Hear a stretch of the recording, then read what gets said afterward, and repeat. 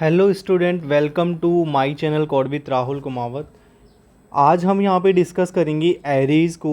इस एरेज़ के अंदर मैं पूरा ए टू जेड आपको कम्प्लीटली प्लेसमेंट सीरीज़ यहाँ पे चालू करूँगा, जिसमें एरेज़ के जितने भी पैटर्न्स यहाँ पे होंगे, जितने भी मेथड्स यहाँ पे होंगे, जितने भी पैटर्न्स यहाँ पे होंगे जो कि प्लेसमेंट में पूछे जाते हैं, जो कि फांग कंपनीज़ के द्वारा जनरली फेवरेट क्वेश्चंस होते हैं, फेमस क्वेश्चन होते हैं, वो सारे के सारे क्वेश्चन हम यहाँ पे डिस्कस करने वाले हैं in this chapter of arrays.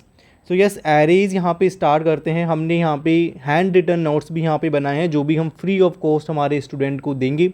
So yes, हम स्टार्ट करते हैं एरेज़ को A to Z, start from very basic level to the advance level. So yes, we are going to start the arrays. So array को यहाँ पे start करते हैं। तो सबसे पहले देखते हैं कि एरे होता क्या है, व्हाट दिस एरे इज़।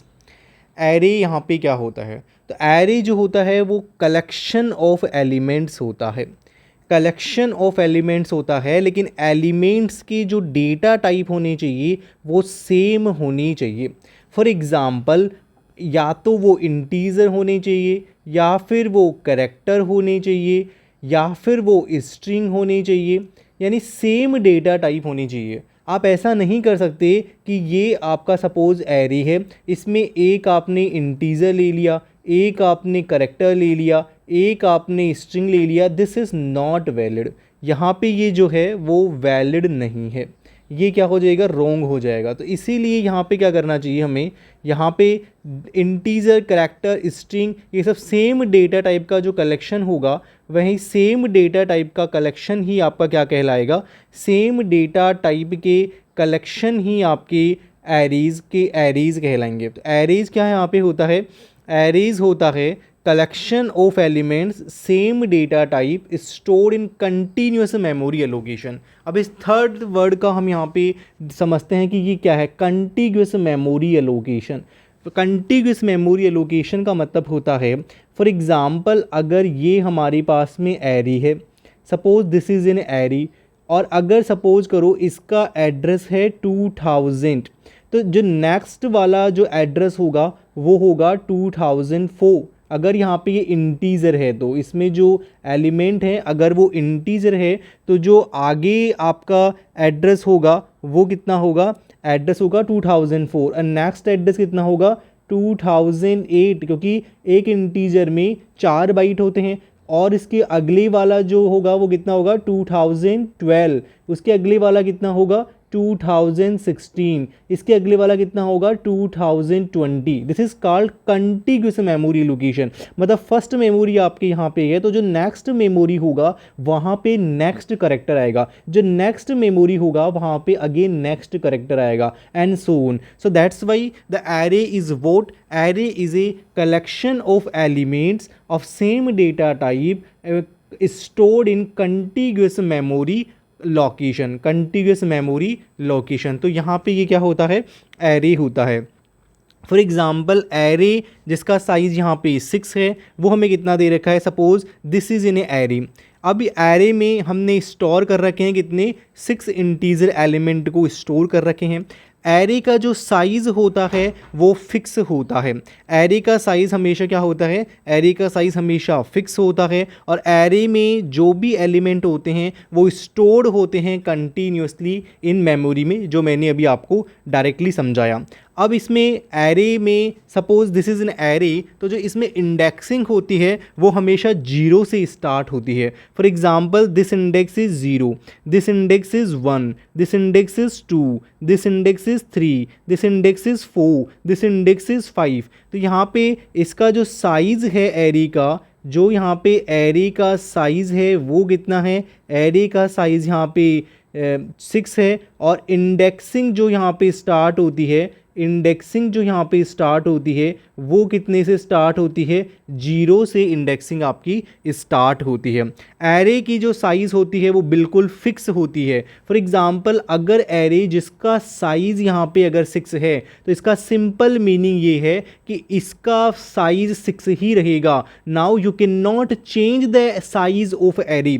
आप ऐसा नहीं कर सकते कि सपोज दिस एरे विच है द साइज 6 तो आप इसको बढ़ा के एरे ऑफ 7 कर लो। No, you can not do this. आपकी जो साइज़ होती है एरे की वो क्या होती है, size of array will be fix. Size क्या होती है यहाँ पे एरे की, फिक्स होती है और ये स्टोर रखते हैं एलिमेंट को in continuous memory allocation. Okay, उसके बाद हम यहाँ पे मेमोरी रिप्रेजेंटेशंस के बारे में बात कर लेते हैं। जैसे मैंने बताया कि इंटीजर साइज़ यहाँ पे 4 बिट का होता है और सपोज करो बेस एड्रेस यहाँ पे 2000 का होगा तो एरे ऑफ 0 का एड्रेस क्या होगा 2000, एरे ऑफ 1 का एड्रेस कितना होगा 2004, एरे ऑफ 2 का एड्रेस कितना होगा 2008। So yes, this is a memory representation of an array. Okay, so ये मेमोरी रिप्रेजेंटेशन ऑफ एरे होता है। Now we need to talk about dynamic array कि ये डायनेमिक एरे क्या होती है। सो डायनेमिक एरे जो होती है वो एरे होती है जिसके साइज़ को हम क्या कर सकते हैं, चेंज कर सकते हैं। जब एलिमेंट आर इंसर्टेड और डिलीटेड तो size is automatically Altered. Size क्यों क्या हो सकती है, रिसाइज हो सकती है automatically.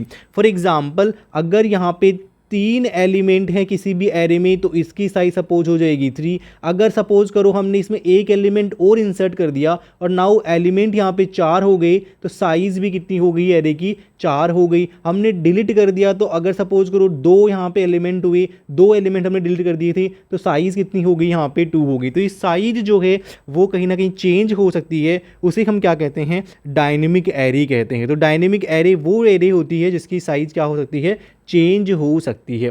Okay, now we need to start अब कि इसे हम रिप्रेजेंट कैसे करते हैं।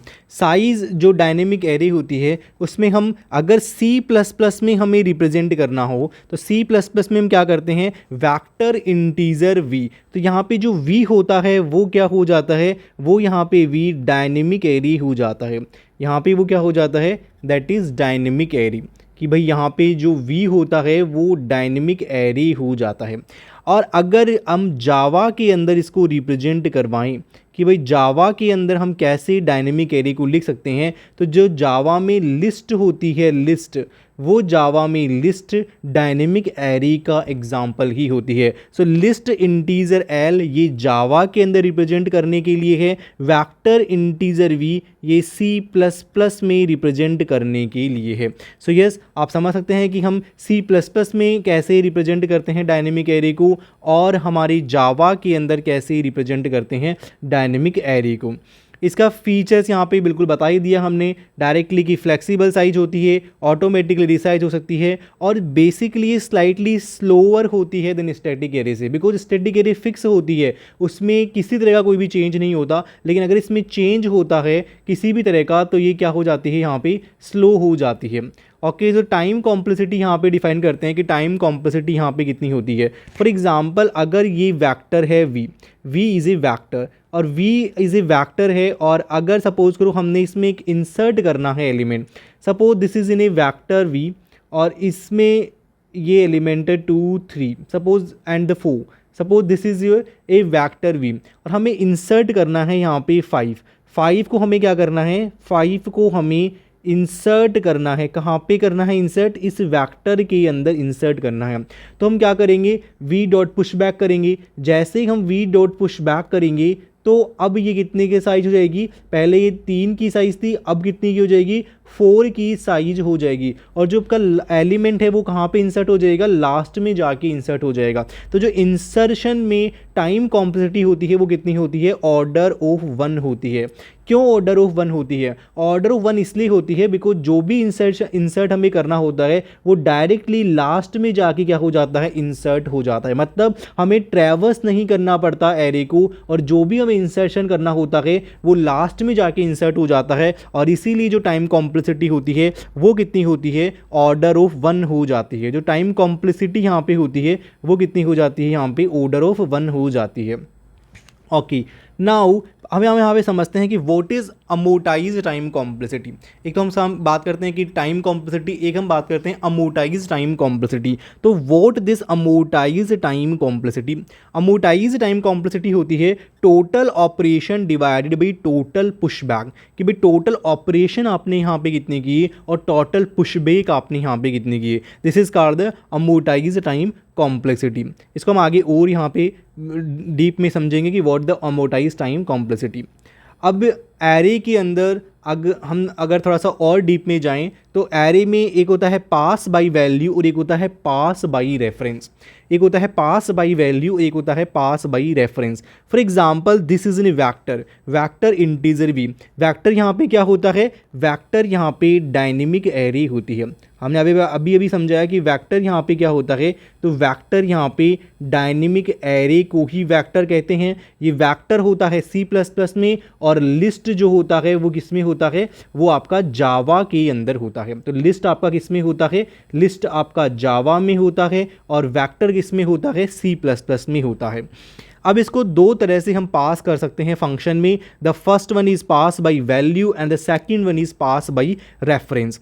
Okay, so the pass by reference में जो टाइम कॉम्प्लेक्सिटी होती है वो होती है order of 1, and the pass by value में टाइम कॉम्प्लेक्सिटी होती है वो होती है ऑर्डर ऑफ n। ऐसा क्यों होता है समझते हैं। देखो, जब भी हम पास बाय रेफरेंस करते हैं, जब भी हम पास बाय रेफरेंस करते हैं, तो पास बाय रेफरेंस में जो हमारे पास में वैक्टर बना होता है, जो हमारे पास में डायनेमिक एरे बनी होती है, उसी का एड्रेस को हम यहाँ पे पास कर रहे होते हैं। तो बेसिकली उसी के एड्रेस को हम यहाँ पे पास कर रहे होते हैं, मतलब वही आपकी वेक्टर यूज आ जाती है जो आपने पहले बना रखी थी।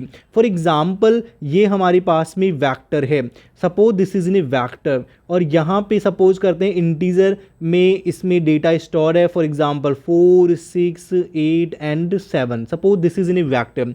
अगर हम इसको बाई पास करते हैं रेफरेंस से, इसको पास करते हैं रेफरेंस से, इसका मतलब इसके एड्रेस को पास करते हैं फंक्शन से। तो जब भी चेंज होना होता है तो इस आपकी ओरिजिनल वैल्यू, ओरिजिनल वेक्टर के अंदर ही हो जाता है। तो हम किसी भी तरह की और दूसरी वेक्टर और दूसरी एरे को क्रिएट नहीं करते हैं। लेकिन अगर हम बात करें पास बाई वैल्यू की, तो पास बाई वैल्यू में क्या होता है, इसकी एक डिफरेंट कॉपी बना दी जाती है, ऑल टुगेदर एक कॉपी बना दी जाती है, और उस कॉपी को पास कर दिया जाता है। तो यानी यहाँ से हमें कॉपी क्रिएट करनी पड़ी, एक यहाँ पे क्या करनी पड़ी, न्यू कॉपी क्रिएट करनी पड़ी, और इस न्यू कॉपी को क्रिएट करने में कितना टाइम कॉम्प्लेक्सिटी लग गया, order of n time complexity लग गया। तो इसीलिए क्या होता है कि जब भी हम पास करते हैं बाय रेफरेंस तो that will be order of 1, और अगर हम पास करते हैं बाय वैल्यू तो टाइम कॉम्प्लेक्सिटी कितनी हो जाती है, order of n time complexity यहाँ पे हो जाती है। ओके, सो अगर इसको यहाँ पे समझते हैं कि कैसे यहाँ पे इसको रिप्रेजेंट करते हैं। For example this is a vector integer address v, this is pass by what, pass by reference. इसको हमने पास किया है रेफरेंस से, और इसको हमने पास किससे किया है, पास बाय वैल्यू से। Okay, so yeah, this is the important concept that you should even understand. Now this is about a basic introduction of the array, and the next lecture we will study this pre-computation technique. इसमें हम prefix maximum suffix maximum आगे पढ़ेंगे, और prefix maximum suffix maximum से जो भी यहाँ पे फेमस पैटर्न है, क्वेश्चन है, जो भी फेमस पैटर्न है, जो भी फेमस क्वेश्चन है, उनको यहाँ पे सॉल्व करेंगे। तो A to Z यहाँ पे ये लेक्चर होगा। इस लेक्चर के अलावा आपको कहीं पे भी एरेज में कुछ भी और क्वेश्चंस करने की ज़रूरत नहीं है। ओनली दिस कोर्स और this lecture will be enough, जो मैं यहाँ पे कराऊंगा एरेज के अंदर। So yes, subscribe code with Rahul Kumawat, and have some patience and have some continuity with ourselves, and we will assure you that you will be able to gain a very good content from here onwards. Okay, thanks for watching.